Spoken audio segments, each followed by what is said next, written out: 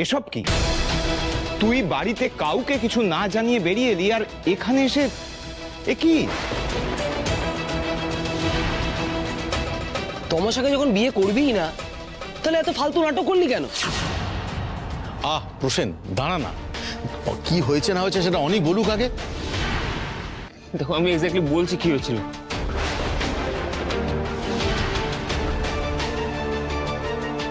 খবরদার ওদিকে না।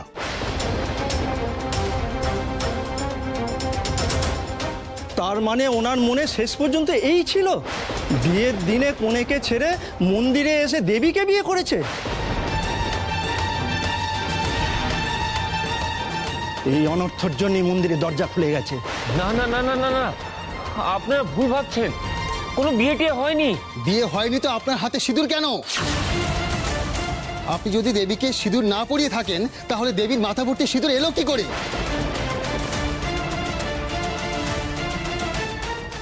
না না, বিশ্বাস করুন, আমাদের বিয়েটা হয়নি। এই সিঁদুর উনি আমাকে পরানি, আমাদের কথাটা পুরো। ইয়ার কি হচ্ছে? কি রে অনি, কি ভেবেছিলি তুই?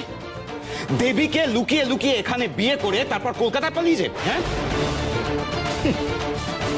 বাড়িতে তো সবার সামনে ভালো ছেলে সেজে থাকিস, তমসাকে বিয়ে করতে রাজিও হয়ে গেলি, আর ভেতরে ভেতরে এই নাটক।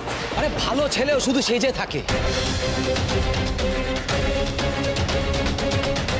এই আদর্শ ছেলে, এটা জাস্ট ওর একটা মুখোশ বাবা।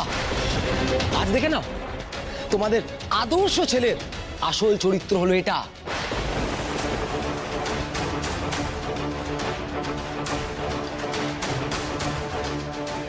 অনি, কি বলছে ওরা? আর তুইও বা চুপ করে বসে আছিস কেন? কিছু বল। মেজকা, আমি এক মিনিট, আমি তো বললাম আমি সবকিছু স্পষ্ট করে বলছি, কিন্তু তোমরা তো আমাকে বলতে দিচ্ছ না, নিজেরাই বলে যাচ্ছ। স্পষ্ট করে বলার আর কি আছে? আপনি যে কত বড় গন্ডগোলের লোক তার প্রমাণ আমরা আগেই পেয়ে গেছি।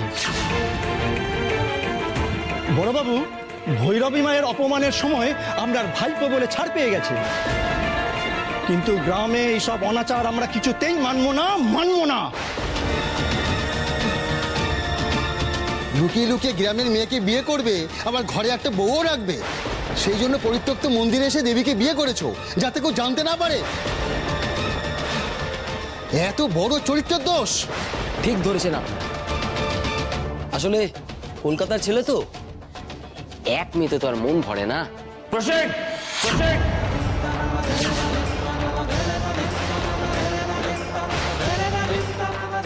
Just shut up.